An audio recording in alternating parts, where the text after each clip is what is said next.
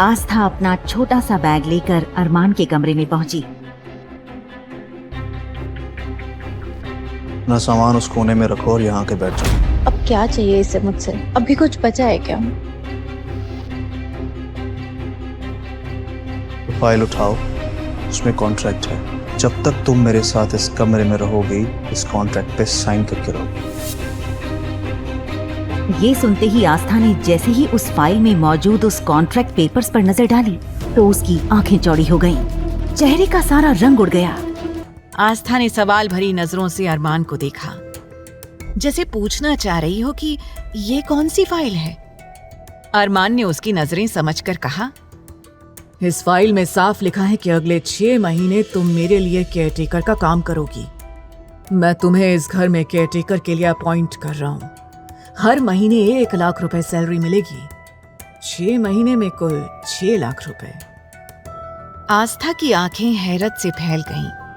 अरमान के अंदाज ने उसका वजूद हिला दिया। उसने आस्था के आत्मसम्मान पर उंगली उठाई थी। ये उसके लिए शर्मनाक था। अरमान ने उसे लालची और जालसाज कहकर अपमानित किया। आस्था सोचने लगी, इस क्रूर मॉन्स्टर के पास इतना पैसा है, लेकिन क्या फायदा, जो इंसान को इंसान ही ना समझे और ना ही बात करने की तमीज जानता हो। आस्था का मन हुआ कि वो अरमान से कह दे, मुझे तुम्हारे पैसों में कोई इंटरेस्ट नहीं, अपने पैसे अपने पास रखो। अगर अरमान ना भी कहता तो भी वो दादाजी की सेवा करती। ये उसका फर्ज था। दादाजी ने उसे जो प्यार और विश्वास दिया, उसके लिए वो कुछ भी करती। उनकी सेवा वो बिना पैसे की भी करती। लेकिन वो अरमान के सामने कुछ नहीं कह सकी। वो बस उसे एकटक देखती रही। क्या ऊंचा सुनाई देता है या मेरे पेशेंस को बार बार चैलेंज कर रही हो? मैंने कहा ना, पेन उठाओ और साइन करो।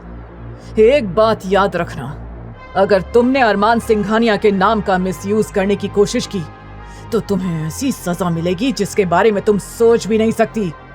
आस्था ने बिना देर किए पेन उठाया और बिना पढ़े फाइल पर साइन कर दिए। वो बस अरमान से पीछा छुड़ाना चाहती थी। साइन करते ही अरमान ने एक झटके से पेपर्स उठा लिए और तिरछी मुस्कान के साथ आस्था की ओर देखने लगा। अचानक पेपर्स बेड पर फेंक कर वो आस्था की ओर बढ़ा। आस्था डर के मारे पीछे हटने लगी। हे कान्हा जी, अब मैं कहाँ जाऊं? इस मॉन्स्टर से कैसे बचूं? अरमान ने दोनों तरफ से उसका रास्ता रोककर उसके खूबसूरत चेहरे को गौर से देखा और बोला, तुम जानती हो तुमने किन पेपर्स पर साइन किए? क्या तुम पढ़ी लिखी नहीं हो? तुमने एक बार भी पेपर्स पढ़ना जरूरी नहीं समझा? आस्था ने हैरानी से उसकी ओर देखा। अरमान बोला, चलो तुमने नहीं पढ़ा तो मैं बता देता हूँ। लास्ट के 2 कॉलम में लिखा है कि अगर तुमने मुझे धोखा देने या झूठ बोलने की कोशिश की तो मेरे पास तुम्हारा मर्डर करने का भी हक है। अरमान को इतने करीब देखकर आस्था ने जोर से चिल्ला दिया। चीख अरमान के कानों में पड़ी, जिससे उसके कानों में झंझनाहट हो गई। उसने एक हाथ अपने कान पर और दूसरा आस्था के मुंह पर रखा। बेवकूफ लड़की, ये क्या किया? इतनी जोर से कौन चीखता है? आस्था उसकी गुस्से वाली आवाज सुनकर फिर डर गई और जोर जोर से रोने लगी। उसे रोता देख अरमान समझ नहीं पा रहा था कि क्या कहे। इस लड़की ने उसका कान फोड़ने की कोशिश की और अब खुद रो रही है, जैसे कितनी मासूम हो। ये सोचकर वो आस्था को देखता हुआ कमरे से बाहर निकल गया। अरमान के जाने के बाद आस्था ने राहत की सांस ली। बेड के एक सिरे पर बैठकर वो रोने लगी और खुद से बोली, नानी माँ, आप कहती थी कि सबके साथ भला करो तो हमारे साथ भी भला होगा। मैंने तो कभी किसी के साथ बुरा नहीं किया, फिर इन कुछ दिनों में मेरी जिंदगी के साथ ये क्या हो गया?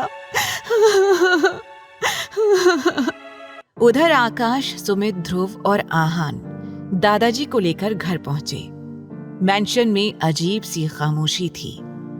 चारों ने किसी से कुछ नहीं कहा। तभी उन्हें सीढ़ियों से उतरता अरमान दिखा। वो दादाजी के पास गया और बोला, दादाजी, आपकी तबीयत अब कैसी है? दादाजी ने उसका सिर सहलाते हुए कहा, मेरे बच्चे, मैं बिल्कुल ठीक हूँ। तूने मेरी सारी परेशानियां खत्म कर दी। आस्था बेटी को अपनाकर तूने मुझे जो खुशी दी, उसके बदले मैं और कितने साल जी सकता हूँ। तूने मुझे जीने की नई उम्मीद दी। अरमान बोला, आप अभी अस्पताल से आए हैं, ज्यादा बात नहीं करेंगे, चलिए अपने कमरे में आराम कीजिए। दादाजी ने कहा, हाँ हाँ बेटा, आराम तो कर लूँगा, लेकिन मेरी बहू कहाँ है? मुझे आस्था बेटी से मिलना है, उसके बाद ही आराम करूँगा। दादाजी की जिद सुनकर अरमान थोड़ा गुस्सा हुआ, लेकिन समझ नहीं पा रहा था कि उन्हें आस्था से मिलने से कैसे रोके। अभी अभी आए दादाजी को मायूस करना ठीक नहीं था। वो सोच में पड़ गया। आहान भी बोला, हाँ भैया, भाभी कहाँ हैं? जब से हम आए हैं उन्हें देखा ही नहीं। आहान ने पूरे इमोशन से कहा कि भाभी कहाँ है। तो ये लफ्ज सुनकर अरमान चिढ़ गया और उसे गुस्से से घूरने लगा। आगे की कहानी जानने के लिए देखें अगला एपिसोड सिर्फ पॉकेट एफएम के यूट्यूब चैनल पर, और तेरे इश्क में के सारे एपिसोड्स को सुनने के लिए डिस्क्रिप्शन में दी लिंक से डाउनलोड करें पॉकेट एफएम ऐप।